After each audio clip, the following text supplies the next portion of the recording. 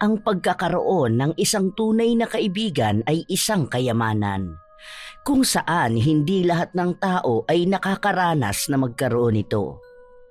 Simula pagkabata, matalik ng magkaibigan sina Clarita at Sharon, kung saan lahat ng klase ng pagsubok sa kanilang buhay ay naroon, nakasuporta ang bawat isa. Ngunit sa tagal ng panahong magkasangga sila, sinubok sila ng panibagong problema na siyang kikilala sa tatag ng kanilang samahan. Mas mangingibabaw nga ba ang galit at pagkampi nila sa itim na kapangyarihan upang masira ang bawat isa? O mas mangingibabaw para sa kanila ang pagkakaibigang matagal na nilang pinagkaingatan at pinahalagahan? Congrats sa atin, Bes. Akalain mo yun, ang bilis ng panahon. Nakagraduate na kaagad tayo. Saan mo ba balak mag-aral ng kolehiyo? Sasama ka na ba sa tatay mo sa Maynila?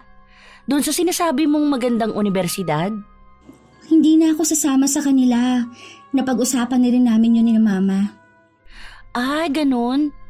Saan ka napapasok niyan? Hindi ba yun ang universidad na pangarap mong pasukan? Sayang naman, alam naman nating kaya ng mga magulang mo kahit na doon ka mag-aral. Doon ako papasok sa university na papasukan mo rin. Feeling ko, hindi ako makakasurvive sa college life ko kapag wala ka. Pwede naman tayo magtawagan na. Kung mas maganda naman doon sa Maynila dahil mas mataas na university ang papasukan mo. Maganda ang credentials na makukuha mo. Hindi kasi ako pwede dun eh. Alam mo naman na hindi ganun kalaki ang kabuhayan ng pamilya namin. Isang semester pa lang, pwede nang makabili ng lupa para sa sakahan. Ano naman kung dito ako magtatapos? Parehas lang din naman na university yun. May matututunan din naman ako. Isa pa, parehas na course din naman ang kukunin natin, di ba? Bakit kailangan pa magpakalayo-layo? Basta, gusto ko magkasama lang tayo palagi. Best friends forever tayo, di ba? Oo naman. Best friends forever. Simula pa nung nasa elementarya ang dalawa, matalik na silang magkaibigan. Ang sabi pa nga ng iba ay parang magkarugtong na ang kanilang mga pusod. Hindi lang magkaibigan ang turing nila sa isa't isa, kundi magkapatid na. Tinuturing na kapamilya ang isa't isa. Palagi silang naroon kapag may okasyon sa kani-kanilang pamilya. Nagkakaunawaan sa lahat ng bagay. Nagkakaroon man ng pagkakataon na paminsan ay may tampuhan o pagtatalo. Hindi nababawasan ang pagmamahal nila para sa isa't isa. Hindi na rin sila nagkaroon ng iba pang mga kaibigan kahit na umabot na sila sa kolehiyo. Para kina Sharon at Clarita, ang pagkakaibigan nila ay sapat na at hindi na kailangan ng maraming tao sa kanilang paligid dahil ang isang tunay na kaibigan ay higit sa milyong pekeng kaibigan. Lumipas ang ilang taon, palagi silang magkasamang dalawa sa hirap man o sa ginhawa. Palaging nasa tabi ng isa't isa upang gumabay at magbigay ng suporta. Oh my God! Bes! Oh, ano nangyayari sa'yo? Kinabahan naman ako sa sigaw mo. Ay, naku naman Sharon, aatakihin ako sa puso eh. Tingnan mo, nakuha ko dun sa trabaho na sabay nating inaplayan. OMG! Anong balita sa'yo? Tingnan mo kung nag-text din sila sa'yo, dali. Para sana sabay na tayo magbiyahe bukas. Nakaka-excite naman. Sandali, hindi ko pa nakikita eh. Saan ba titingnan dito? Dito ba? Ay, mukhang hindi ako pasado pero ayos lang. May isang nag-text sa akin for interview doon sa isa pa nating pinasahan. Congrats sa'yo! Alam ko naman na para talaga sa'yo yan kasi, di ba, ang sabi nila, baka isa lang muna ang kailanganin. Uy, dapat sa sahod mo, ilibre mo ako ng ice cream ha? Bakit hindi ka nakapasok? Excited pa naman ako dahil akala ko iisang kumpanya lang ang papasukan natin. Pero sana hanggang doon magkasama tayong dalawa. Mas masaya yun kung kada break time natin, sabay tayo mag-ice cream. May kasabay akong papasok at uuwi. Ano ka ba? Kahit naman hindi tayo magkasama sa trabaho, pwede pa rin naman tayong magkita. Every sahod or rest day natin, pwede tayong mag-bonding, di ba? Nasa Pilipinas pa rin naman tayo. Magkakalayo lang tayo ng kumpanya. Maraming paraan para makapagkita. Ay, sayang naman. Bakit kasi hindi ka nila tinawagan? Siguro ayaw nila ng may magkaibigan sa trabaho, no? Hindi naman kasi yun makakaapekto sa performance natin. Baka nga maging mas active pa tayo. Pero dapat kahit na magkaiba tayo ng work, magkaibigan pa rin tayo, ha? Baka mamaya makakilala ka ng bagong kaibigan, makalimutan mo na ako. Magtatampo talaga ako. Loka, alam nga namang kalimutan natin ang ilang taon nating pagkakaibigan dahil lang nagkaroon tayo ng trabaho. Kahit pa maging kaibigan ko ang mga katrabaho ko, hindi ka nila mapapalitan. Kahit na magkaroon tayo ng asawa at anak, magkaibigan pa rin tayo. Di ba nga, tayo ang magiging mga ninang ng mga anak natin sa future. Kaya wag ka dyan. Masyado kang overthinker. Masyado kang selosa. Basta, promise mo na hindi mo ko ipagpapalit sa kanila. Oo nga, promise. Di ba nga, best friends forever? Best friends forever. Gusto nilang masigurado ang tatag ng kanilang pagkakaibigan. Naging mahirap para sa dalawa na mag-adjust lalo na at nasanay sila na palaging magkasama sa araw-araw. Pero ganun pa man, napanatili nilang maganda ang samahan. Naglalaan sila palagi ng oras para sa isa't isa.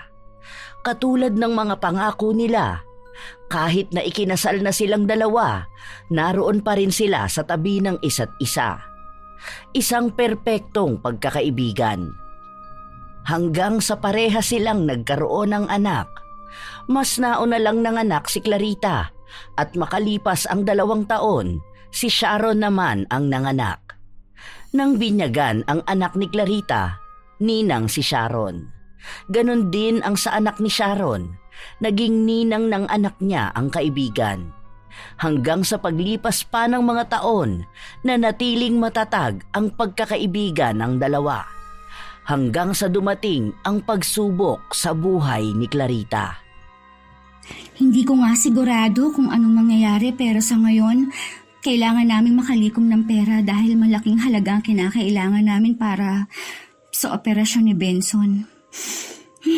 May savings naman kami, pero hindi kasi yun kakayanin lalo na at nag-aaral yung 2 naming anak. Na-stress na nga ako eh.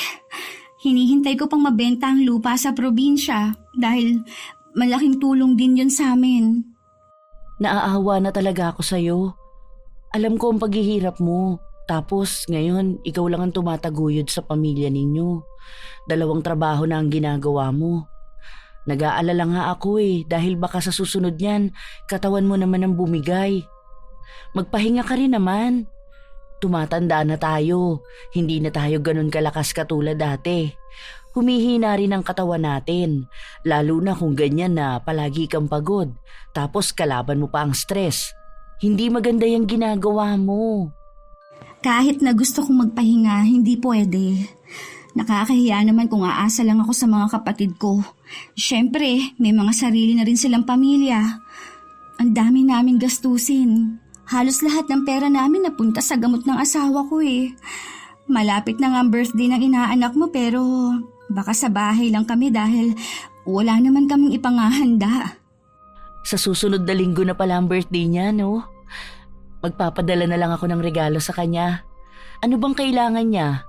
May bag na ba siya para sa pasukan? Ano bang gusto niya? Kahit na ano na lang. Nakakahiya naman sa'yo eh. Wala nga akong naibigay ng birthday ng inaanak ko. Ano ka ba? Bakit ka mahihiya? Alam ko naman ang kalagayan ng pamilya mo. Isa pa, hindi naman sa mga regalo na yan nasusukat ang pagiging ninang, no? Hindi naman siguro natin kinuha ang isa't isa na maging ninang para lang sa mga regalo, di ba? Kahit meron yan o wala, ang mahalaga nandyan ka palagi. Ikaw ang magsisilbing pangalawang magulang sa kanya. Hindi naman sa laki ng naibigay mo masusukat ang pagiging ninang mo. May iba pang mas mahalaga dyan, katulad na lang ng pagpapayo mo sa kanya kapag lumaki na siya, sa paggabay mo. Salamat talaga, Sharon. Baka kasi nagtatampo na ang inaanak ko sa akin. Nung nakaraang Pasko, magkano lang naibigay ko? Hayaan mo, kapag naging maayos na ulit ang takbo ng buhay namin, babawi ako sa kanya. Wala naman tayong sumbatan dito. Ayan ka na naman eh. Dinadagdag mo na naman yung mga iniisip mo, kaya mas lalo kang nasistress. Hayaan mo na lang muna ang mga bagay na hindi mo naman kontrolado. Hindi naman kami nagbibilang ng naibibigay namin at mas lalong hindi kami naglilista ng mga kakulangan. Kung may maibibigay ka, salamat. Kung wala naman, salamat pa rin. Hindi naman palaging sa material na bagay lang ang pagiging ninang natin. Magkaibigan na tayo, matagal na, at marami kang naitulong sa akin noon. Salamat talaga sa pagiging understanding mo. Ang dami lang kasi talagang tumatakbo sa utak ko ngayon. Parang nagpatong-patong na ang mga problema. Hinaplos ni Sharon ang likod ng kanyang kaibigan upang kahit na paano ay gumaan ang kanyang kalooban. Dalawa ang anak ni Clarita, habang kay Sharon naman ay isa lang. Kung tutuusin, ay mas mayaman ang napangasawa ni Sharon kumpara sa kanyang kaibigan. Ngunit kahit na ganon, wala naman silang naging problema dahil hindi naman madalas na humingi ng tulong si Clarita. Lalo na at may mga naipon naman siyang pera at pamana na nakuha niya mula sa kanyang mga magulang. Pero dahil sa pagkakasakit ng asawa ni Clarita, ang mga pamana galing sa kanyang mga magulang ay unti-unti ring naubos. Pasensya ka na ha, ayan lang ang kaya ko maipautang sa'yo ngayon. Hindi pa kasi binabayaran ng kliyente ko yung naging project ko last time. Kapag nakuha ko na yon, sasabihan kita kaagad. Hindi ko kasi pwedeng galawin yung pera ng asawa ko. Ilalagay kasi yon sa savings ni Hana. Tapos nagpapagawa pa kami ng bahay. Ang laki rin kasi ng binayaran namin sa school ng inaanak mo. Sana makatulong yan kahit paano. Bukas, pag uwi ng asawa ko, kakausapin ko siya para dun sa nire-recommend naming doktor na pwedeng tumingin kay Benson. Mas makakamenos kasi ng gastos doon dahil may mga medical assistants naman na pwedeng lapitan. Salamat ulit. Alam mo bang malaking tulong na sa akin to? Oo nga pala, bukas, birthday ng inaanak mo, may kaunting salo-salo sa bahay. Magluluto kami ng pansit. Gusto sana niyang makita si Hana. Nung nakaraan niya pa sa akin tinatanong kung kailan kami pupunta rito o kung kailan sila makikita ulit. Ang kaso, masyado naman akong busy. Ayun lang, hindi ako sigurado. Hindi ko kasi alam kung makakapunta kami. May mahalaga kasi kaming aasikasuhin eh. Pero susubukan namin magpunta ha. Andyan lang naman si Hana. Kahit naman ako naging abala ngayon dahil ang daming ginagawa dito sa bahay. Pero hayaan mo, maglalaan kami ng oras para makapunta sa bahay nyo. Maging si Hana nga, miss na rin niya ang best friend niya. Ay, ganun ba? O sige, sabihan mo ako ha. Pero sana makapunta kayo. Hihintayin namin kayo. Salamat pala rito ha. Babayaran kita sa susunod na buwan. Dadating yung perang pinagbentahan namin ng lupa sa probinsya. Tapos magpapadala rin sa akin yung kapatid ko. Ngumiti lang si Sharon. Hindi niya madirekta ang kaibigan na hindi talaga sila makakahabol sa kaarawan ng anak niya. Kinabukasan, nagluto ng sapat si Clarita para kahit na paano ay magkaroon ng handa ang kanyang anak. May mga kaklase siyang nagpunta, lalo na ang mga kaibigan nito. Hanggang sa umabot ang dapit hapon, naghihintay sila sa pagdating ng pamilya ni Sharon. Sinubukan ni Clarita na tawagan ang kanyang kaibigan, ngunit hindi ito sumasagot sa kanya. Hindi niya alam kung ano ba ang nangyayari dahil kahit sa chat ay hindi sa kanya nagpaparamdam. 2 araw ang lumipas. Hindi nagparamdam si Sharon, ngunit hindi naman mapuntahan ni Clarita ang kaibigan dahil sa dami ng kanyang ginagawa. Iniisip niya na baka abala lang din ang kaibigan sa dami ng ginagawa nito sa buhay. Nang ihatid ni Clarita ang anak sa eskwelahan, nakasabay niya ang dati nilang kapitbahay na si Marisol. Naghatid ito ng kanyang apo. Kumusta naman ang asawa mo? Kahit papaano po, nagiging maayos na siya. Sa susunod na linggo po, sasalinan siya ng dugo. Sana nga po, magtuloy-tuloy na ang pag-recover niya. Birthday pala ng panganay mo nung nakaraan, ano? Opo, andun nga po ang apo niyo, kasama yung tita niya. Akala ko nga po kayong sasama sa kanya eh. Doon pa rin po ba kayo nakatira sa likod ng bahay ni na Aling Beth? Hindi ko na kasi kayo masyadong napapansin doon. O baka masyado akong maraming inaasikaso kaya hindi ko masyadong namamalaya ng mga nangyayari sa paligid ko. Kumusta naman po kayo? Ako, maayos naman sa awa ng Diyos. Hindi na kami nakatira doon eh. Kalilipat lang namin nung nakaraang linggo. Malapit na kami sa bahay ni na Sharon. Nirayuma kasi ako kaya hindi ko nasamahan ang apo ko nung birthday ng anak mo. Alam mo na, tumatanda na. Bakit pala wala sa picture si Sharon? O kaya yung anak niya, sino ba yun? Si Hannah? Busy po sila, hindi nakapunta sa bahay. Okay lang din naman po, naiintindihan ko naman. Sus, busy ba ka mo? Nakita ko sa Facebook na nagpunta sila ng Hong Kong Disneyland. Ang saya-saya nga nung bata. Hindi mo ba nakita sa My Day niya? May kanta-kanta pa nga ng Thank You Lord. Wala naman po akong nakita. Baka po memories lang yun sa FB.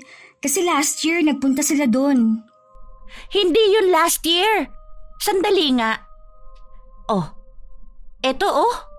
Alam ko, pinascreenshot ko yun sa anak ko eh. Sandali lang, hahanapin ko. Isinuot ng matanda ang kanyang salamin upang tingnan ang kanyang cellphone. May pinagpipindot ito bago niya iniharap sa kausap ang screen. Oh, ayan, tingnan mo. Kailan lang yan eh. Siguro mga 3 days lang yan. Kanina lang sila umuwi. Hindi ako nagkakamali dahil nasa labas ako noon nagwawalis. Tapos dumaan sa harapan ng bahay namin yung sasakyan nila. Naku, baka naman pinagtataguan ka na ng kaibigan mo. Panay ka siguro utang, ano? Baka nga po nagdala sila. Hindi ko lang siguro maalala na binanggit niya yan sa akin. Ang tanong dyan, bakit hindi mo nakita? Siguro nakablock ka sa kanya, no? Alam mo, mukhang pinagtataguan ka na niyang kaibigan mo. Gaano na ba kalaki ang utang mo sa kanya? Kasi narinig ko na ang dami mong utang. Minsan daw hindi mo na siya kinakamusta. Bigla ka na lang magsasabing kailangan mo ng pera. Tapos hindi ka naman daw marunong magbayad. Medyo nakakahiya nga yung pakinggan, ano? Sinabi niya yan? Nako, Ate Marisol, masama yan nagkakalat ka ng maling balita ha. Oy, hindi ako nagkakalat ng maling balita Nagsasabi ako ng totoo. Di ba nga pamangkin ko yung bago nilang kasambahay? Hoy, basta atin-atin lang to ha. Huwag mong sasabihin na sa akin ang galing to dahil baka mawalan ng trabaho ang pamangkin ko. Hindi naman siguro sasabihin ni Sharon yan. Kilala ko siya at matagal na kami magkaibigan. Baka naman nagkamali lang ng rinig ang pamangkin mo. Mamaya, hindi naman pala tungkol sa akin yon. Pagsabihan mong pamangkin mo kasi masama yung ginagawa niyang ganyan. Baka mamaya mag-cause pa siya ng away ng mga tao sa paligid niya. Ewan ko lang. Pero ikaw pa rin ang bahala. Siyempre, kahit na magkaibigan na kayo ng mahabang panahon, lahat ng tao nagbabago. Hindi naman pwedeng sabihin na kilala mo ang isang tao base lang sa kung paano mo siya nakilala noon. Kasi ang daming nangyayari, lalo na ngayon na mas mayaman siya sa'yo. Tapos ang dami mong problema na kinakaharap. Ikaw pa rin naman ang makakapansin yan eh. Tingnan mo na nga lang yan, birthday ng anak mo. Tapos alam na niyang naghihirap ka sa pera pero anong ginawa niya? Mas inuna pa niya na magpakasaya at maggala sa malayo kesa damayan ka. Ewan ko lang, kayo naman yan eh. Hindi ba nga sabi mo, best friends kayo? Kahit na sabihin ni Clarita na hindi siya naaapektuhan sa mga sinabi ng matanda, may kung ano sa kanyang damdamin na nagsasabi na maaaring totoo yun. Sinubukan niyang tawagan ang kaibigan, ngunit hindi pa rin sumagot. Kaya sinadya na lang niyang puntahan ito sa kanyang bahay. Ang katulong ni Sharon ang nagbukas ng pinto sa kanya dahil nasa kusina ang amo niya. Naabutan ni Clarita ang kaibigan na nag-aayos ng mga pinamili nito. Anong nangyari? Bakit hindi ka sumasagot sa mga tawag ko? Ayos ka lang ba? May nangyari ba sa'yo? Nagkaroon ng problema ang account ko. Hindi ako nakakatanggap ng messages. Kahit nga sa asawa ko, hindi ko matanggap ang chat niya sa akin. Kaya nag-download na lang ako ng WhatsApp at doon kami nag-uusap. Kumusta ka na pala? Pasensya ka na hindi kami nakapunta ng birthday ng inaanak ko. Dapat bukas pupunta kami, pero naunahan mo na magpunta rito. Kumusta na pala ang asawa mo? Ano nang balita sa kanya? Nagiging maayos naman na siya. May mga kailangan pa ring gamot pero nabibili naman namin. Ganun ba? Sana maging maayos na siya. Wala akong maipapahiram sa'yo ngayon ha. Alam mo naman ang dami naming gasto sa bahay. Halata nga na ang dami niyong gastos. Saglit lang naman ako rito. Napadaan lang ako dahil nag-aalala ako. Hindi ka nag-reply sa akin Kapag ayos na ang account mo message mo na lang ako. Yun pa rin naman ang FB ko Hindi ka rin naka-block. Teka, aalis ka na kaagad? Dito ka na lang muna, mag-usap muna tayo. Banding lang. Saglit lang, tatapusin ko lang to. Ngayon lang kasi ako nakapag-grocery. Hindi na. Marami akong gagawin. Ramdam ni Sharon ang tila panlalamig ng kanyang kaibigan. Hindi naman ito ganon, maliban na lang kapag may nais siyang ipahiwatig, ngunit hindi niya alam kung ano ba yon. Sa mga nagdaang araw, hindi nagparamdam si Clarita. Hindi rin ito nagpupunta sa bahay ng kaibigan at dahil doon ay nakadama ng pag-aalala si Sharon. Pakiramdam niya ay masyado siyang naging abala sa buhay kaya hindi niya mabigyan ng pansin ang nangyayari sa kaibigan. Habang nasa labas si Sharon dahil nagtapon ng basura, nakita siya ni Marisol at agad na nilapitan. Uy, ang ganda ng bahay mo Mansyon na yan. Salamat po, hindi pa nga po yan tapos. Nag-stop muna kami pero baka next month ipagpatuloy namin. Ang dami pa kasing kulang kaya hindi maituloy. Ang ganda ng buhay mo, no? Kaya inggit na inggit sa'yo si Clarita Ano pong sabi niyo? Bakit naman po maiinggit sa akin ang kaibigan ko? Hindi naman po ganun ang ugali niya. Hindi po kami nakakaramdam ng inggitan dahil ang tagumpay ng isa ay tagumpay naming pareho. Kaya kung ano man ang nararanasan ko ngayon, alam kong masaya ang kaibigan ko. Hindi po uso ang salitang inggit sa amin.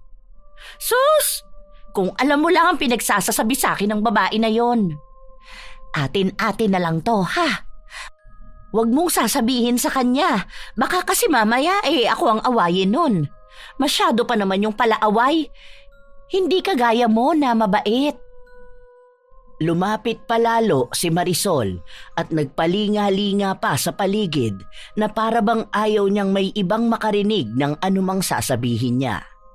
Si Sharon naman ay nagdadalawang isip kung pakikinggan niya ang sasabihin ng matanda.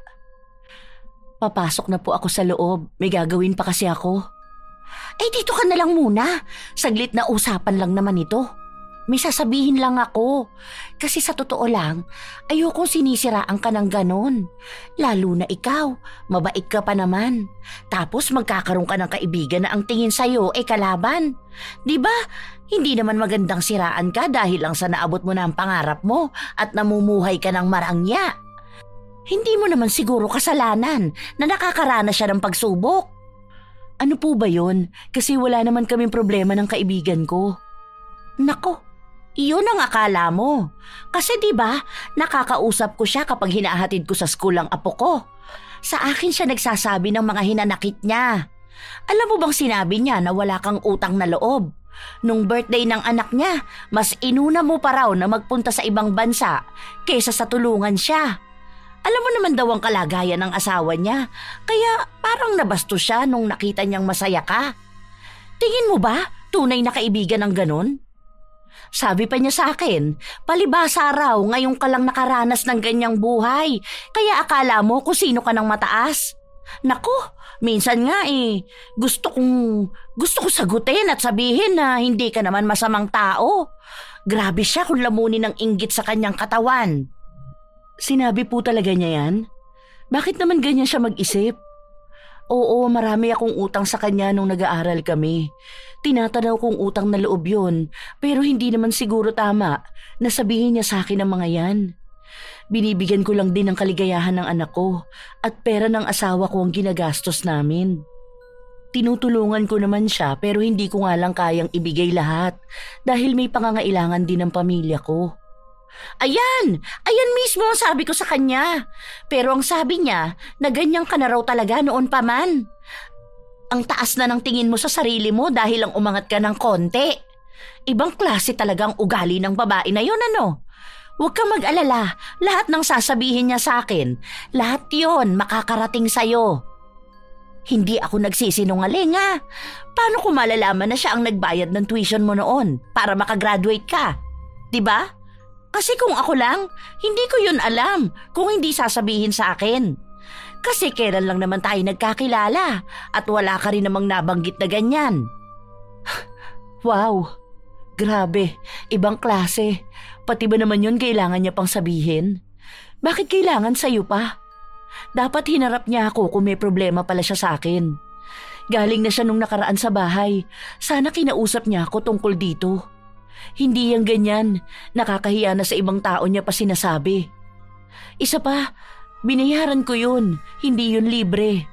Paunti-unti ko nga lang nabayaran dahil hinulug-hulugan ko yun dati nung nagtatrabaho ako. Ewan ko ba sa kanya? Basta, yun lang ang sabi niya sa akin. Kapag nakausap ko ulit siya at may sinabi sa akin, makakarating ka agad sa'yo. Oo nga pala. May bigas ka ba dyan? Pahingi nga muna ako kahit 2 kilo. Wala pa kasi ang anak ko Magsasaing na sana ako. Gutom na ang mga apo ko. Namumuo ang galit sa dibdib ni Sharon habang inaalala niya ang mga salitang narinig niya. Para bang nagbigay ito ng lamat sa tingin niya sa kanyang kaibigan. Alam niya na maraming naitulong sa kanya si Clarita, ngunit hindi naman yun sapat upang ipamukha na wala siyang naipambawi. Lumipas pa ang mga araw, salita na nagbigay ng mensahe si Marisol sa magkaibigan.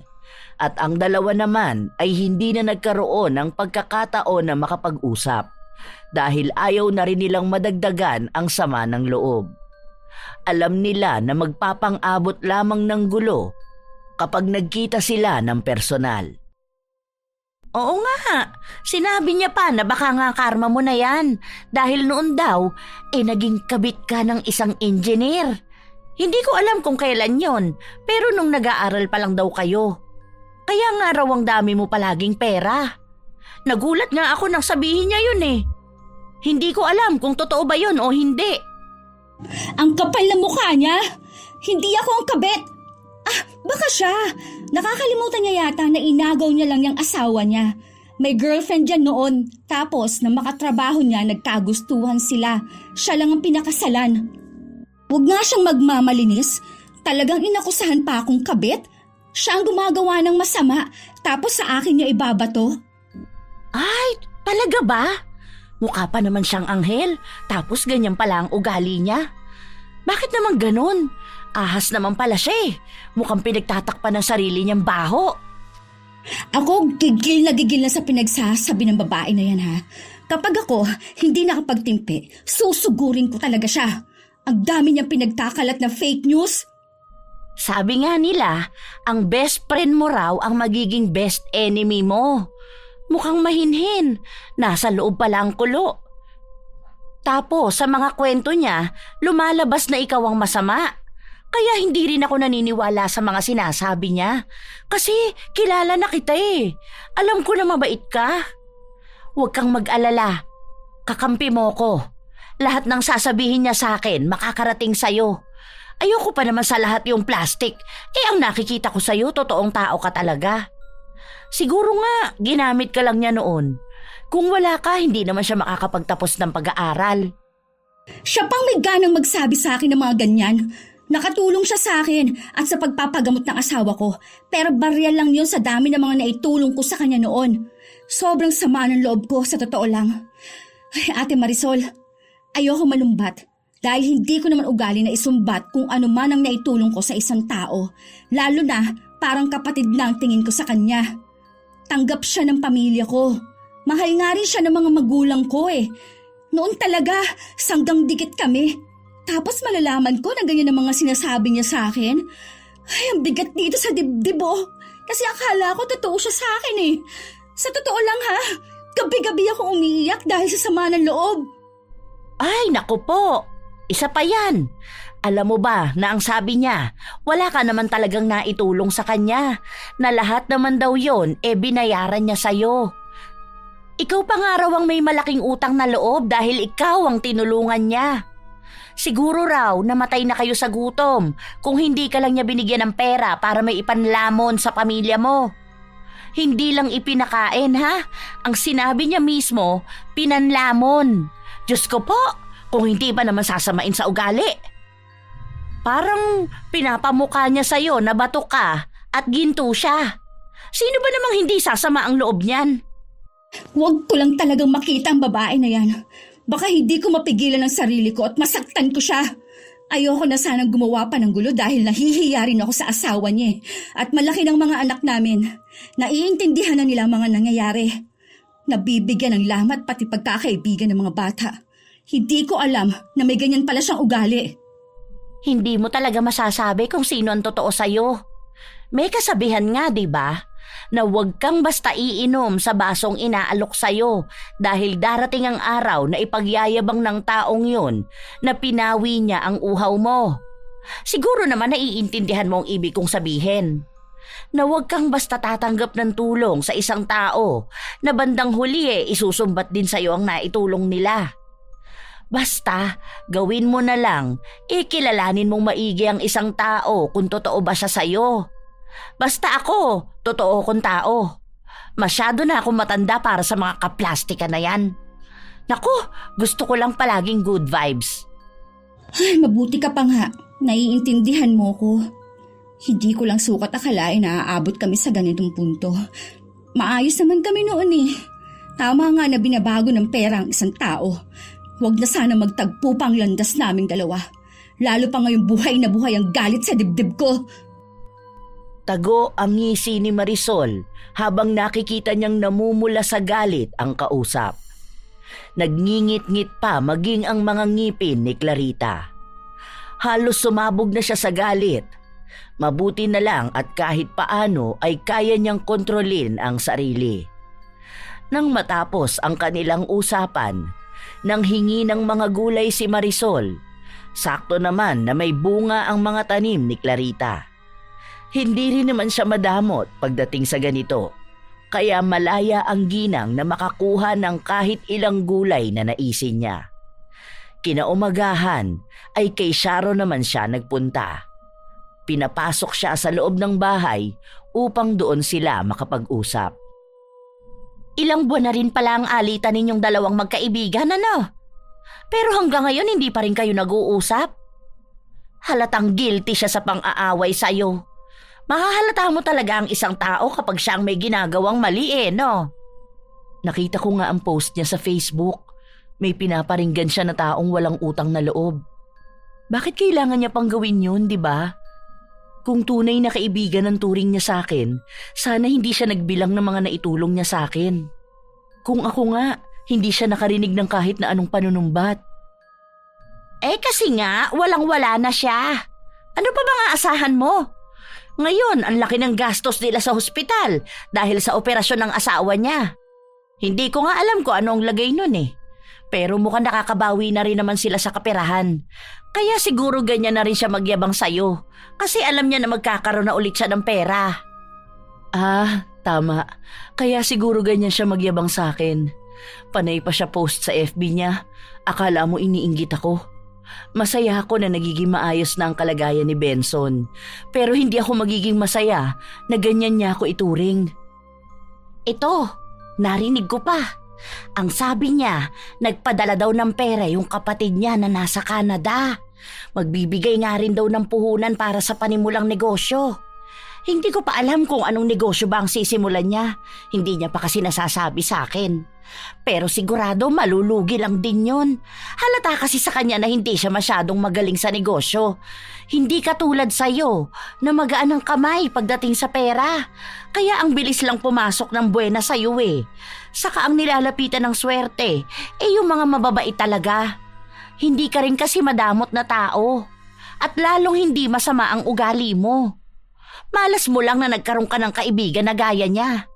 Siya pa nga yata ang nagdadala ng negative vibe sa'yo eh. Mabuti na lang talaga inilayo mo na ang sarili mo sa kanya. Ayoko talaga sa lahat yung mga nega na tao.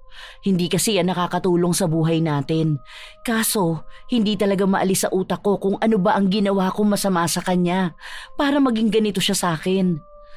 Ang akala ko tunay na kaibigan ang turing niya sa akin. Ang dami niya palang hinanakit. Bakit sa haba ng panahon na magkasama kami, hindi man lang niya sinabi sa akin yan? Para sana nagkaintindihan kami, hindi na umabot pa sa ganito. Pati sa social media, masyado siyang maingay. Sarili niya lang ang pinapahiya niya eh. Ano pa bang aasahan mo? Malamang sa inggit nga yun. Doon naman nagsisimula ang lahat. Hindi niya lang siguro inasahan na magiging tagumpay ka sa buhay. Kaya ayan, inggit na inggit sa'yo. Hayaan mo siyang atakihin sa galit. Nako, halata namang wala siyang binatbat sa'yo, no? Napakalayo mo na kumpara sa kanya. Huwag ka nang babalik sa pakikipagkaibigan sa baliw na yon, ha? Kung sakali man nalapitan ka niya at makipag-ayos sa'yo, hayaan mo na lang siya. Kasi malamang may masamang plano yon kapag pinabalik mo pa siya sa buhay mo. Tama na tong pamamahiya na ginawa niya sa'yo. Huwag ka masyadong mabait. Kaya ka naaabuso eh. Ang dami pang mga salitang binitawan ni Marisol na siyang nagbibigay ng apoy sa away ng magkaibigan. Mabilis naman siyang pinaniniwalaan ni Sharon dahil lahat ng lumalabas sa kanyang bibig ay mukhang tunay. Ay, gabi na pala. O sige, uuwi na ako. Naku, baka hindi pa nakakain ng mga apo ko. Masyadong napahaba ang oras ng pag-uusap natin. Basta ha, tandaan mo palagi ang mga payo ko. Baka naman may 500 ka dyan. Baka naman pwede mo akong pahiramin. Kailangan ko lang pambaon sa apo ko bukas at bibili ako ng ulam namin. Babayaran na lang kita kapag nagkaroon ako ng pera. Sa ngayon kasi, gipit kami. Pero pangako, kapag nakaraos kami, ibabalik ko rin ang mga nahiram kong pera. May ulam dyan, kumuha ka na lang sa kusina. Eto, kahit na wag mo na yung bayaran, bigay ko na lang yan sa'yo para ipakita na mas mayaman pa rin talaga ako kesa sa bruhang kaibigan ko. Ay, oo naman talaga. At mas mabait ka kaysa sa kanya. Kanina nga sa school nagtatanong siya sa akin, tapos ang gusto niya, sabihin ko kung anong usapan natin. Ang sabi ko lang sa kanya na hindi ako ganong klase ng tao.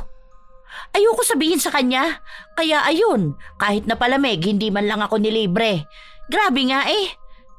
Mabuti ka pa, nabigyan mo ako ng pera, tapos magbibigay ka pa ng ulam.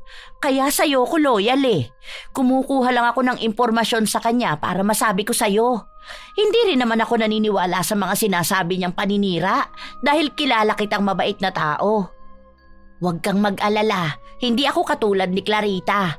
Kasi ako, may utang na loob at kilala ko talaga kung sino ang mga tao na nandyan sa tabi ko kapag kailangan ko ng tulong.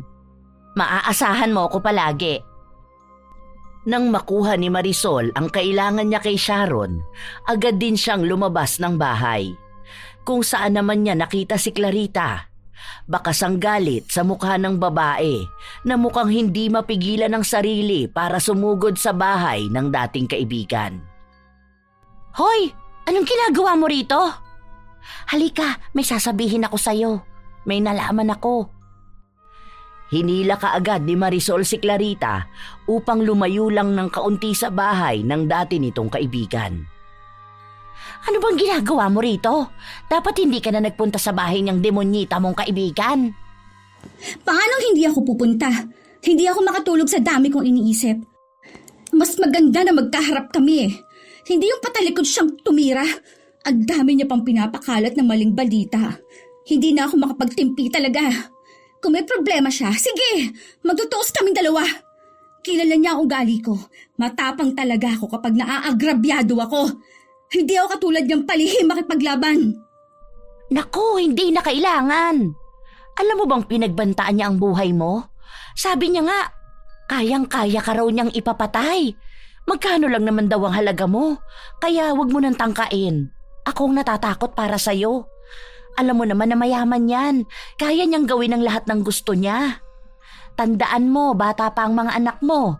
Kaya huwag kang magpapadalos-dalos ha. Diyos ko po, baka mapahama ka lang talaga. Hayaan mo na lang ang karma na lumapit sa kanya. Basta alam mo sa sarili mo na wala kang ginagawang masama. Grabe! Ang sama talaga ng ugali ng babaeng yan. Pati buhay ko gusto niyang kitilin. Ay, naku talaga. Sinasabi ko talaga, makakabawi rin ako sa kanya. Kung sa ngayon, siya pang nagtatamasa ng yaman. Darating din ang araw na luluhod siya sa harapan ko para magmakaawa na tulungan ko siya. At sa oras na dumating yon, ako naman ang tatawa sa kanya. Ang kapal na mukha niya! Naaawa na nga ako sa'yo, Clarita. Diyos ko, kung alam mo lang ang mga pinagsasasabi niya sa'yo. Hindi ko alam kung saan niya nalaman na may magpapadala sa'yo para sa panimula ng negosyo eh. Promise, hindi ako ang nagsabi. Nagulat nga ako nung sinabi niya na hindi ka naman daw marunong mag-handle ng negosyo. Baka raw gastusin mo lang ang pera. O hindi kaya panimula lang. Tapos nun, lugi ka na naman at magmumukha ka na naman daw nakakaawa sa mga tao. Sinabi niya yon? Ang kapal naman ng mukha niya. Baka kumukuha ng update yan doon sa asawa ng kapatid ko. Pinsan niya kasi yun eh. Mamaya pagsasabihan ko yung kapatid ko na yun. At makausap niya ang asawa niya na huwag magbigay ng balita tungkol sa buhay ko. Anong hindi marunong mag-handle ng negosyo? Noon pa man alam na niyang mahilig na ako magnegosyo. Pero nalugi lang ako nung tinulungan ko siya. Tapos ngayon, ako pa palang mukhang masama. Grabe ha? Grabe ano? Ibang klase talaga nagagawa ng mga paninira sa kapwa. Kaya kung ako sa'yo, ipakita mo sa kanya na magiging maayos ang buhay mo. Malaking sampal sa kanya yon. Nagtangka na magsalita si Clarita nang matanaw niyang bumukas ang gate kung saan lumabas doon si Sharon kasama ang asawa niya. Nagmamadali siyang maglakad papunta roon. Nagtangka pa si Marisol na pigilan siya, ngunit hindi na ito nagawa pa ng ginang.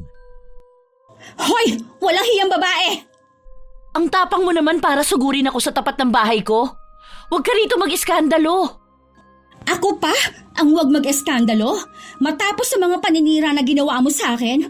Anong akala mo? Hindi ko malalaman ang mga pinapakalat mong fake news? Wow! Ibang klase ka talaga, no?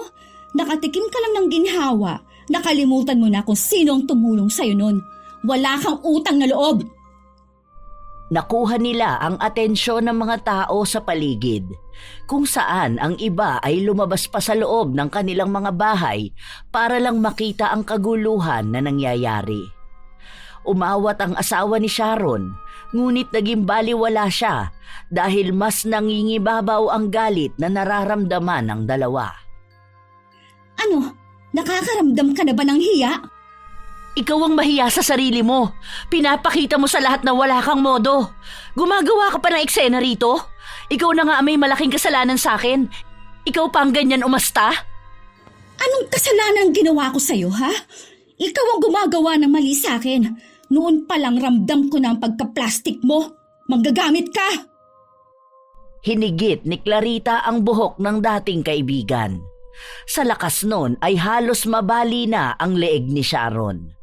Agad naman na umawat ang kanyang asawa, ngunit nagsimula ang dalawang magkasakitan. Naghilahan sila ng buhok, kasabay ang masasakit na salitang binibitawan nila. Wala ni isa sa mga taong nakapaligid sa kanila ang nakaawat sa gulong dulot ni na Sharon at Clarita. Tumagal rin yon ng ilang minuto hanggang sa dumating ang barangay tanod para paghiwalayin ang dalawa. May mga sugat sila sa katawan, ngunit mas nangingibabaw ang galit at pagkadismaya kaysa sa sakit. Ito ang tandaan mo, Sharon. Hindi pa tayo tapos. Isinusumpa ko, pagbabayaran mong lahat ng sakit na dinulot mo sa akin.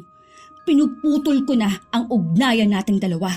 Hindi na tayo magkaibigan at kahit na kailan, hindi kita mapapatawad. Kahit ako, pinuputol ko na ang lahat ng ugnayan nating dalawa. Wala akong pakialam kahit na mamatay ka pa. Hindi ako sisilip sa kabaong mo. Pinagsisisihan ko na naging ninang ako ng anak mo at lalong pinagsisisihan ko na itinuring kitang kaibigan. Masakit sa dibdib ang mga binitawan nilang mga salita na ni minsan ay hindi nila naisip na lalabas sa kanilang mga bibig. Sa ilang dekada nilang magkakampi, ngayon lang umabot sa ganito ang kanilang away. Sa paglipas ng mga araw, walang naging balita sa dalawa. Puno ng galit at sama ng loob ang mga puso nila at walang puwang ang kapatawaran. Lahat yan susunugin. Walang ititira kahit na ano dyan. Umiiyak ang panganay na anak niya dahil sa mga nakikita niyang ginagawa ng kanyang ina. Ang mga litrato nila noong kabataan pa, mga bagay na may pagkakapareho kay Sharon at mga tanda ng pagkakaibigan nila. Lahat iyon ay sinunog ni Clarita. Wala na siyang ibang nararamdaman maliban sa galit, kaya gusto niyang tanggalin na ang lahat ng ugnayan nila ng dating kaibigan. Simula ngayon, hindi niyo nakikilalanin si Sharon, ang walang hiyang babae na yon. Huwag niyo na siyang tatawagin na tita dahil simula ngayon, sinusunog ko na rin ang ugnayan niya sa pamilya natin. Ilang beses na kinausap ng kanyang asawa si Clarita at sinabi na maaaring nadadala lang sila ng kanilang emosyon. Dapat noong nagkaharap sila ay mas inuna nilang unawain ang isa't isa at hayaan na magsalita. Ngunit nagalit lang si Clarita at sinabi na wala siyang alam sa naging away nila ni Sharon. Sa paglipas ng mga araw, mas lalong bumibigat ang nararamdaman ni Clarita. Para bang maraming bagay ang nakapasan sa kanya.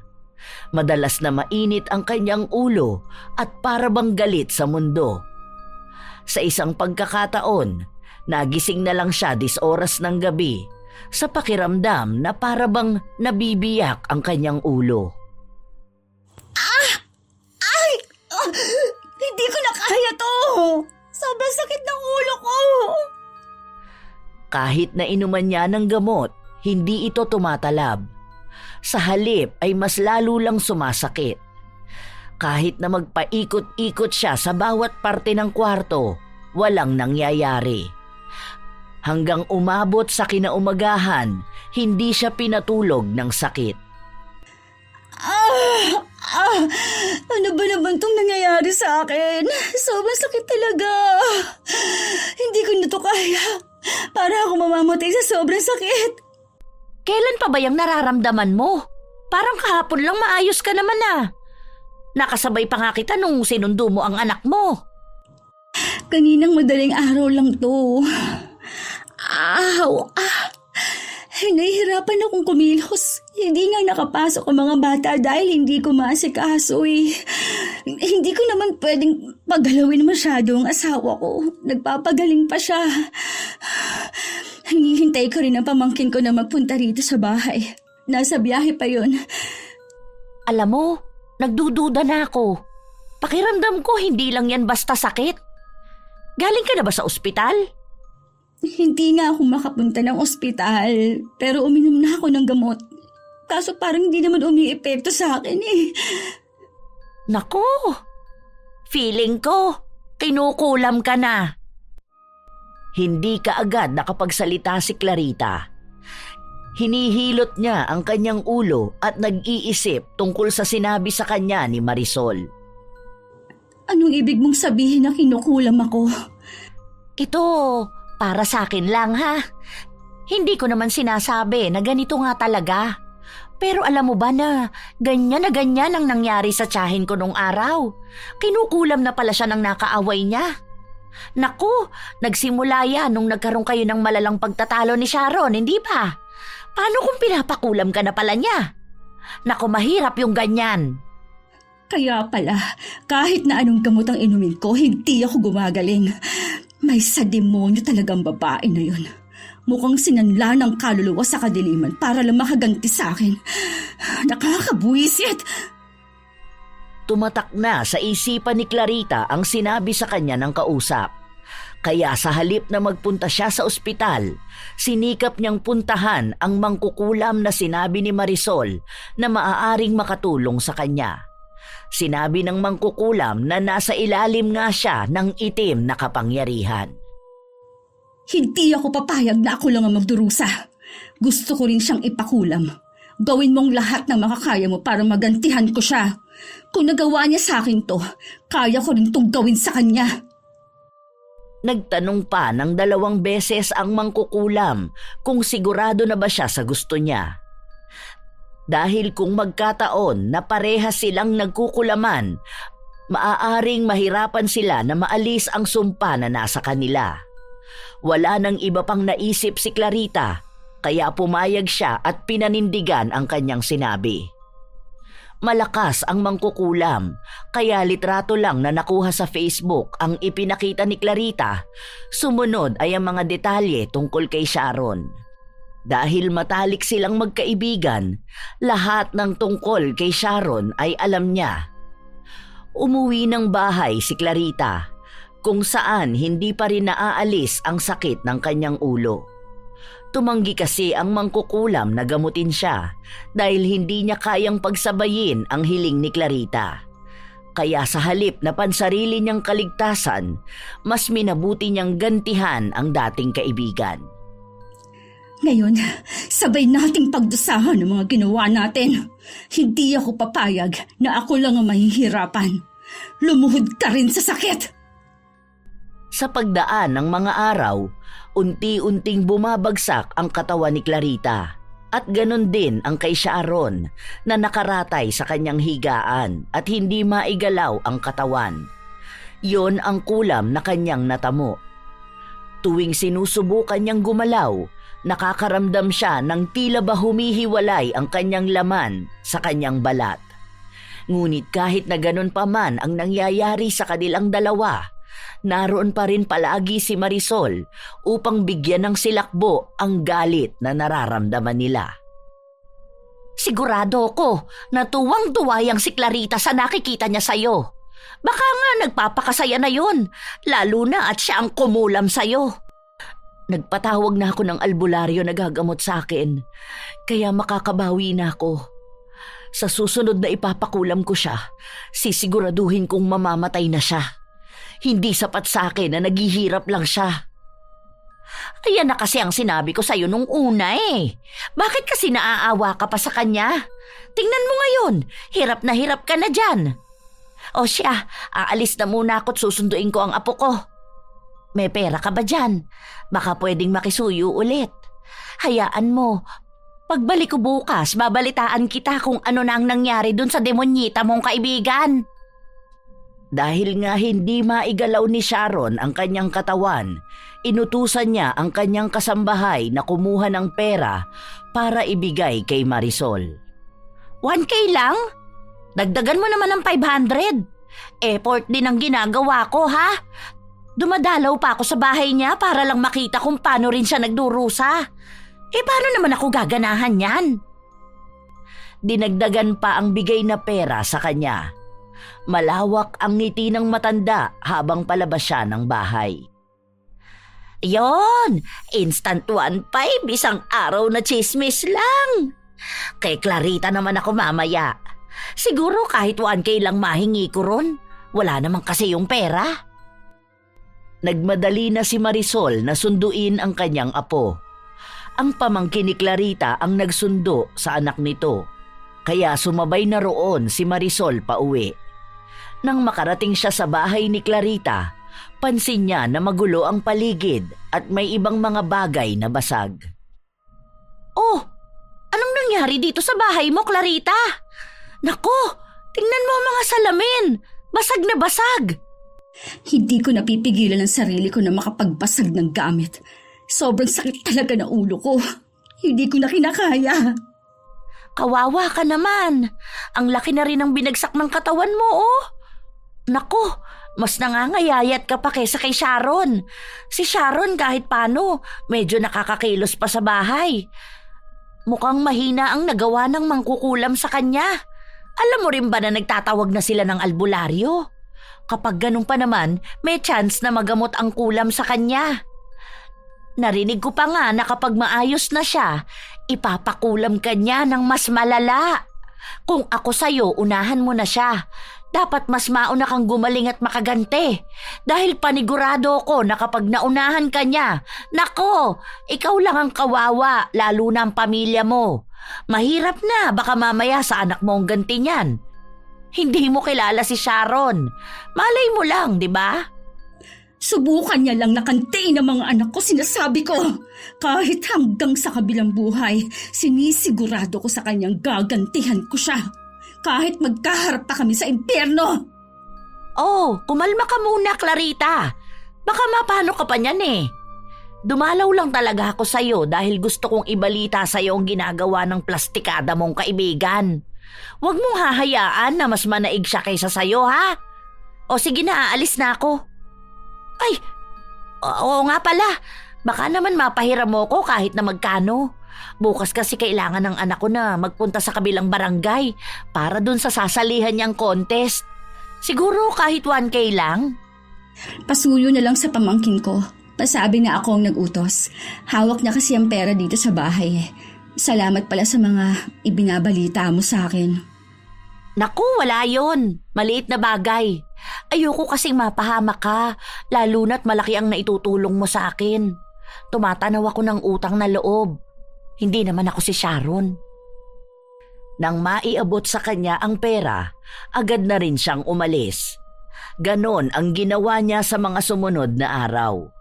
Salitan niyang pinupuntahan ng dalawa upang magbigay ng mga balita na mas lalong kinagagalit nila. Dahil sa bawat balita na yon, nakakakuha siya ng pabor sa dalawa. Isang araw, nang paalis na si Marisol sa bahay ni na Sharon, dumating naman ang isang lalaking hindi niya kilala. Mang Lorenzo, mabuti naman po at nakarating kayo. Alam niyo po bang matagal ko na kayong hinihintay? Alam kong matutulungan ninyo ko. Napakalaki ng ibinagsak ng katawan mo, Sharon. Ang mukha mo, para ng bungo. Hindi ko na rin po naigagalaw ang buo kong katawan eh. Malaki na po ang epekto nito sa akin. Kaya sana po matulungan ninyo ko. Sino yan, Sharon? Siya ang magaling na albularyong kakilala ko. Galing pa siya sa probinsya namin at pinakiusapan ko na magbiyahe rito. Siya na lang ang pag-asa ko dahil yung 2 albularyo na nakausap ko, hindi nila ako kayang gamutin. Ay, we! Totoo ba na magaling yan? Baka naman pera lang ang habol niyan sa'yo, ha? Mahirap na magtiwala sa panahon ngayon.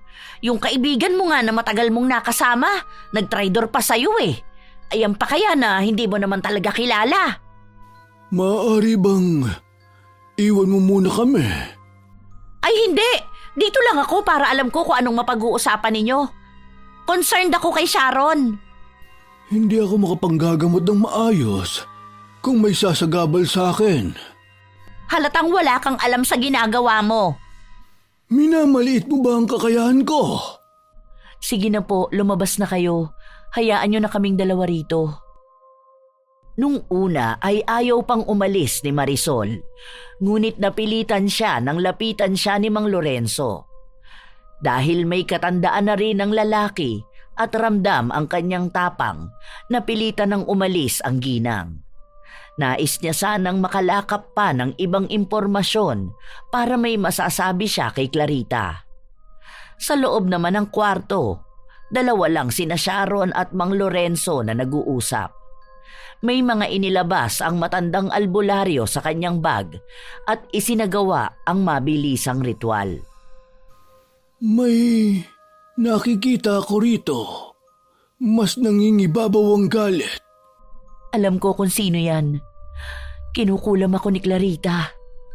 Ang matalik mong kaibigan, simula pagkabata. Ano ang sa tingin mong dahilan? Galit siya sa akin. At dahil na rin sa inggit. Kung alam niyo lang kung paano niya ako siraan sa mga tao. Pansin ko rin na lumapit ka sa itim na kapangyarihan. Alam mo ba na iisang mangkukulam lang ang gumawa nito sa inyo? Hindi ko alam. Basta ang gusto ko lang ngayon ay maging maayos na ako at gagantihan ko siya ng mas malala. Galit na lang ang bumubuhay sa akin dahil hindi ako pwedeng mamatay ng ganito lang. Sisiguraduhin kong mararanasan niya ang walang hanggang pagdurusa.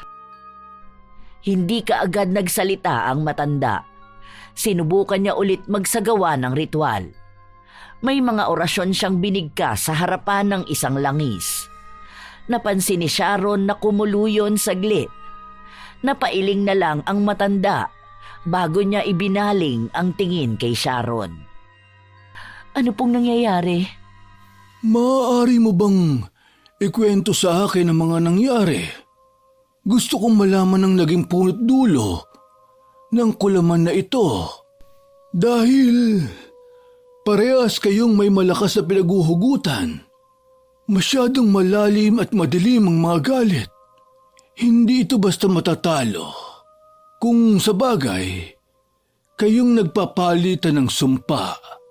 Kahit na ang pinakamagaling na albularyo ay hindi kayong magagamot kung ganito kalakas ang puwersa nyo. Sinimulang ikwento ni Sharon ang mga nangyari. Simula sa kung paano sila nagkalabuan ng kaibigan at ang naging dahilan upang magawa niyang unang ipakulam ito. Sa mga kwento niya, mukhang nagkaroon na ng ideya si Mang Lorenzo sa mga nangyayari. Susubukan kong gamutin ka bukas. Babalik ako rito. May kailangan lang akong puntahan. Kailangan kong masigurado ang mga bagay upang mas maging epektibo ang pag-aalis ng sumpa sa iyo. May mga ipinahid si Mang Lorenzo sa katawan ni Sharon bago siya nagpaalam na umalis. Sinunod namang puntahan ng matandang albularyo ang bahay ni Clarita. Hindi naman naging mahirap para sa kanyang hanapin ang bahay ni Clarita dahil nagtanong-tanong lang siya.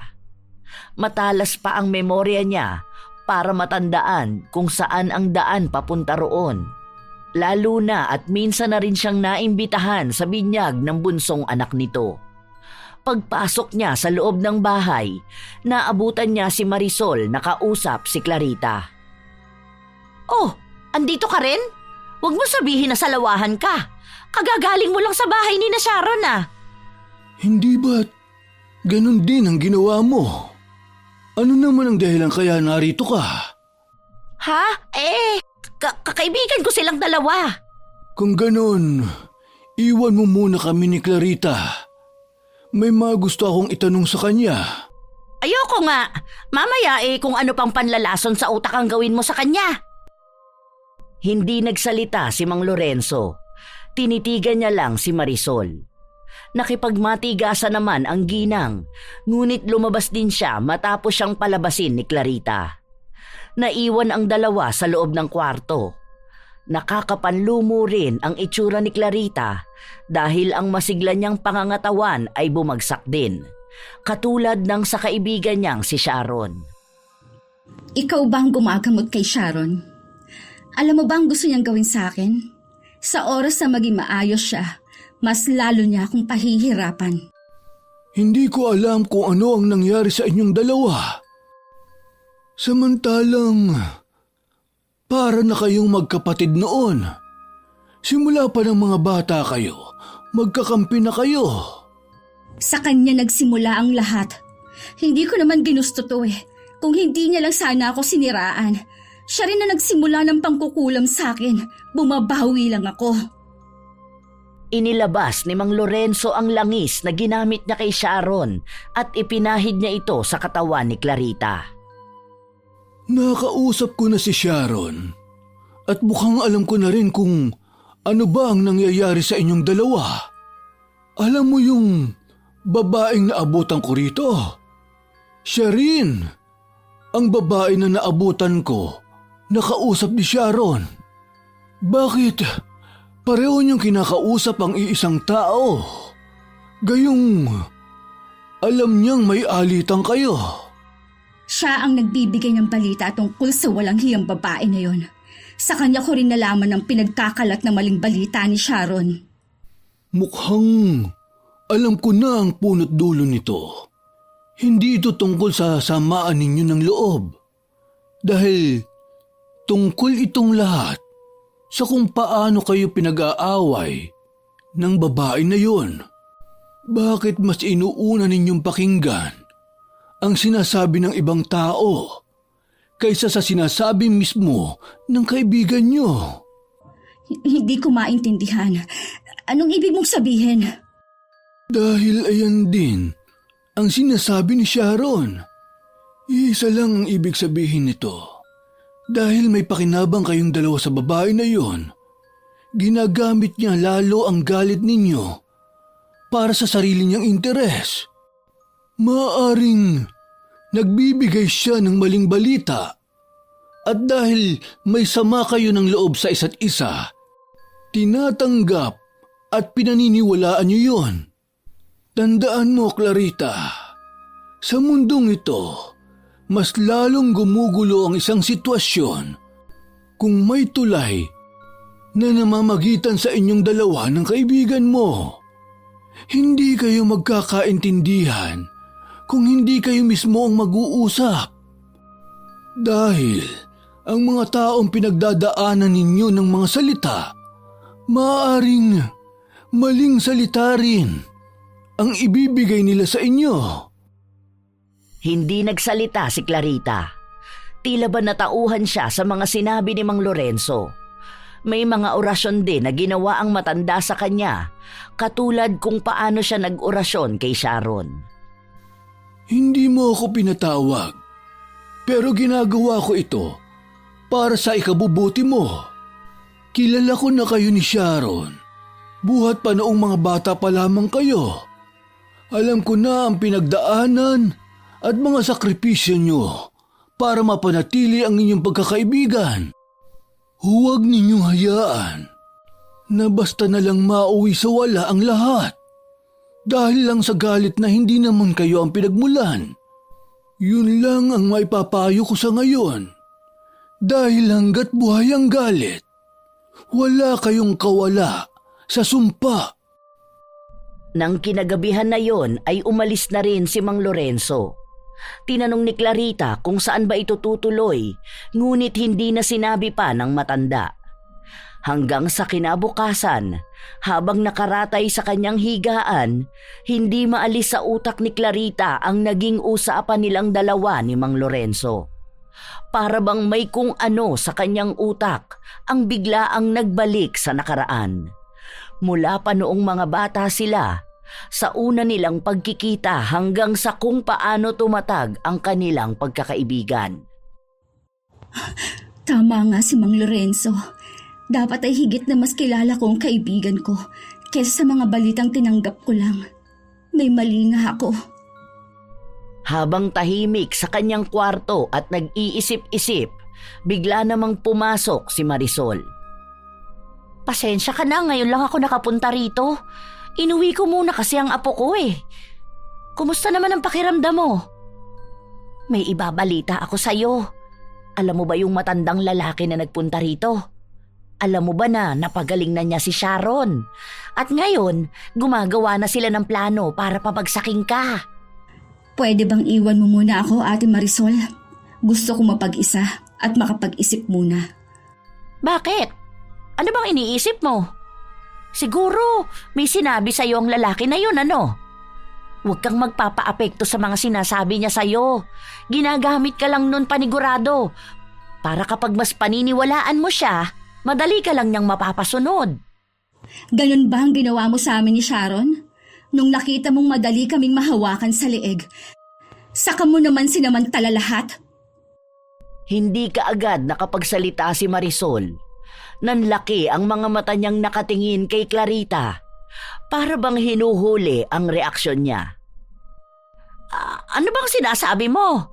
Para tuloy sinasabi mo na may masama akong intensyon ah. Kakampi mo ko, di ba? Kakampi kita? Pero sa halip na tulungan ako, mas lalo mo lang pinalala ang sitwasyon. Umalis ka na muna rito, Ate Marisol. Gusto kong mapag-isa. Nagpumilit pang magpaliwanag si Marisol, ngunit sarado ang tenga ni Clarita sa mga salitang sinasabi niya. Kaya ang sinunod niyang puntahan ay si Sharon. Hay, nakakainis naman. Kailangan ko pa naman ng pera ngayon. Tapos ganyan pa si Clarita.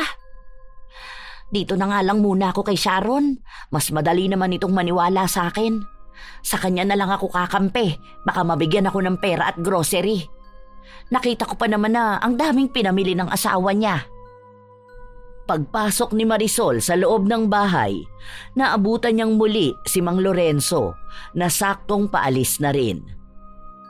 Ayan, sinasabi ko na nga ba. Siguro ikaw rin ang dahilan kaya gano'n na mag-isip si Clarita. Anong panlalaso ng utak ang ginawa mo sa kanya? Isa akong albularyo. Wala akong kakayahan na baguhin ang iniisip ng isang tao. Gumagamot ako ng mga taong nasa ilalim ng sumpa. Ay sus, kunwari ka pa. Siguro mas malaking pera ang nakukuha mo sa kanilang dalawa, no? Huwag mo nang tangkain na pagbatiin pa ang dalawa dahil wala na rin namang mangyayari. Nagkasiraan na sila. Hindi na maibabalik ang pagkakaibigan nila. Ikaw ang dahilan. Kaya sila lumapit sa mangkukulam. Ngayon, unti-unti ko nang naaalis ang kulam sa kanilang dalawa. Nakakalungkot lang. Dahil maaaring may taong sasalo ng sumpa pabalik. Hilingin mo na lang na sana hindi ikaw yun. Hindi na nakinig pa si Mang Lorenzo sa mga salitang binitawan ni Marisol dahil susunod naman niyang pupuntahan si Clarita. Nagmamadali namang pumasok sa loob ng kwarto ni Sharon ang ginang, kung saan niya naabutan ang anak ni Sharon at ang asawa nito. Nakiusap siya na kung maaari lang sana niyang makausap muna si Sharon, ngunit tumanggi na mismo ang babae at sinabi ng asawa niya na yun na ang huling beses na papasok siya sa loob ng bahay nila. Maging ang pamangkin ni Marisol ay sinesante na rin. Ngayon, parang wala na ako na itulong sa inyo. Ang laki ng pakinabang ninyo sa akin, ha? Kung hindi dahil sa akin, hindi ninyo malalaman na plastic ang kaibigan mo. Naku, wala nga talaga kayong mga utang na loob. Ang sasama ng mga ugali ninyo. Pare-pareho lang kayo. Sa paglipas ng mga araw, hindi na nakapasok pa si Marisol sa bahay ng dalawang magkaibigan. Unti-unti na ring nagbabago ang kalagayan ng dalawa at mukhang doon nila napagtatanto ang maraming bagay. Halos kalahating taon din ang inabot bago nila nagawang makatayo. Isang araw, nabalitaan na lang nila na nakaratay sa kanyang higaan si Marisol, katulad ng nangyari sa dalawa. Yun ang naranasan ng ginang. Maraming salamat sa paggamot mo sa akin, Mang Lorenzo. Nakakahiya naman po sa inyo. Ang tagal ninyong nagstay rito. Tapos, ayaw niyo pang magpabayad. Sigurado po ba kayo na ayaw ninyong tanggapin tong pera? Hindi lang basta pera ang nagbibigay ng kasiyahan sa akin bilang isang manggagamot. Para sa akin, ang mabigyan ng lunas at maialis sa kadiliman ang mga kliyente ko, isang malaking karangalan na yun para sa akin. Salamat din at tinulungan mo ang sarili mong makalaya. Dahil sa totoo niyan, ikaw lang naman talaga ang magbibigay ng lunas sa sarili mo. Sa susunod, palagi mong tandaan ang mga sinabi ko sa'yo na hindi sa lahat ng oras galit ang mas nangingibabaw. Dahil may mga pagkakataon na nabubuo ang galit dahil lang sa mga maling balita galing sa mga taong gusto kang sirain. Sana lang magkaroon uli ng pagkakataon na magkita kayo ng kaibigan mo. Matamis ng ngiti ang ibinahagi ni Clarita sa matandang albularyo. Sa mga sumunod na buwan, unti-unti nang nakabawi si Clarita. Naging maayos na ang takbo ng kanilang pamilya. Ang asawa niya ay gumagaling na rin. Nagsimula na siya ng negosyo na naging maganda ang daloy. Isang araw, habang nasa simbahan si Clarita at nagsisindi ng kandila, nakita niya ang isang pamilyar na babaeng palapit sa pwesto niya. Noong una ay hindi niya ito pinansin, ngunit tumayo ito katabi niya at nagsindi rin ng kandila. Sandaling nabalot ng katahimikan ang paligid. Masaya akong makita kang maayos. Congrats pala sa bago mong negosyo at sana magtuloy-tuloy na ang paggaling ng asawa mo. Merry Christmas pala. Salamat. Merry Christmas din. May regalo ako sa inaanak ko. Kapag gusto niyang kunin sa bahay, pumunta na lang siya. Ako rin, may regalo ko sa inaanak ko. Lumalamig ang hangin sa pagitan nila. Sa katunayan, may mga luha sa kanilang mga mata na nais nang kumawala ngunit pinipigilan lang nila. Nagtangka nang umalis si Clarita ngunit hinawakan siya ng kaibigan para pigilan. Clarita, I miss you, best friend. Hindi na napigilan ng dalawa na maiyak. Nagyakapan sila ng mahigpit at lahat ng bigat sa dibdib nila ay kusang nawala. Mahigpit na yakap ng kaibigan lang pala ang matagal na nilang nais na maramdaman. Sorry sa mga nangyari. Sorry din dahil mas pinaniwalaan ko ang sinabi ng iba kesa ang kausapin ka. Hayaan na lang natin yun. Sa ngayon, sana maging maayos lang lahat sa atin. Isipin na lang nating ito ang pinakamabigat na pagsubok na dumaan sa buhay natin. At wag na sana itong mauulit. Hindi ko kayang wala ka. Kailangan ko ng kaibigan. Kailangan kita sa buhay ko. Hindi ba? Best friends forever. Oo, best friends forever. Sabay na nagkapatawaran at ipinangako na muli nilang haharapin ang buhay na sila pa rin ang magkasangga. Sadyang dumarating lang sa buhay ng isang tao ang pagsubok, lalo na sa magkakaibigan. Isang patunay na kahit anong hamon ang dumating, may parte pa rin sa buhay at pagkatao nila na nakalaan para sa tunay na kaibigan. Inamin nila ang parehong pagkakamaling nagawa at sabay nilang itutuwid ang anumang kamalian. Hindi na magpapaapekto sa mga salitang hindi naman sa kanila mismo nanggaling. Sa paglipas ng panahon, naging mas matibay pa ang samahan ng magkaibigan. Si Marisol naman ay nagbabayad na sa mga kasalanan na nagawa niya. Dahil nalaman ng magkaibigan na hindi lang sila ang siniraan ng ginang, dahil noon pa man daw ay ugali na nitong manira ng ibang tao, lalo na kung alam niyang may benepisyo siyang nakukuha sa mga yon. Iniwan na lang ng magkaibigan sa kanilang mga nakaraan kung anuman ang mga masamang nangyari. Dahil habang lumalaki rin ang kanilang pamilya, nagiging mas matibay din ang pagkakaibigan ng kanilang mga anak. Nais nilang ipamana sa mga susunod na henerasyon ang pagkakaibigan nila. Hanggang sa huli, mas nanaig pa rin ang pagmamahal ng isang tunay na kaibigan laban sa galit at kadiliman.